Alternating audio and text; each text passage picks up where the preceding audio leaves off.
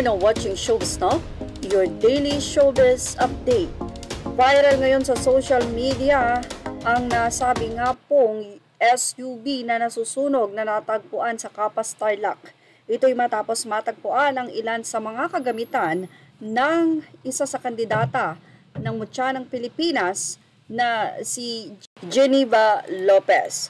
Mula sa naging artikulo ng kami at in-update naman ng GMA News.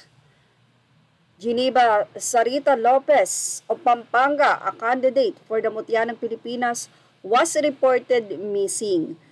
Nanawagan ang pamilya ni Geneva, ang isa sa kandidata ng Mutya ng Pilipinas, na nawawala nga ang kanilang anak.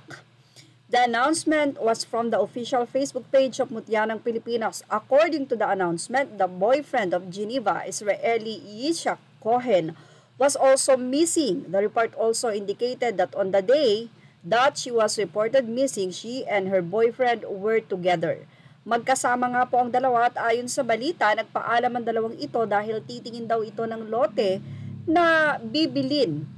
The Mutya ng Pilipinas Pampanga organization assures the public on the frequent monitoring with police authorities for any updates regarding her whereabouts.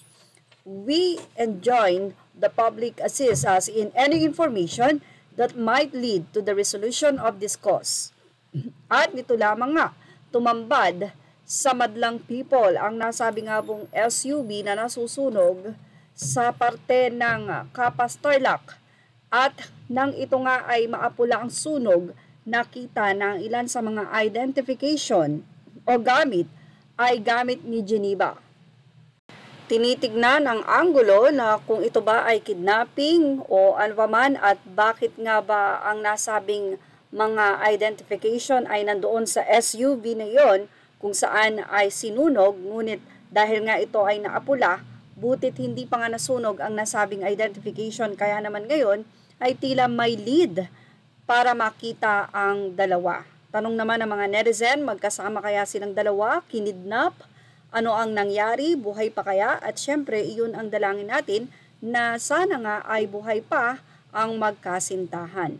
Sa ngayon nga ay patuloy ang investigasyon ng mga otoridad at ano nga bang anggulo ang kanilang tinitignan sa nasabi nga pong pagsunog ng SUV na ito na pawang mga identification lamang ang makikita pero wala dito ang dalawa.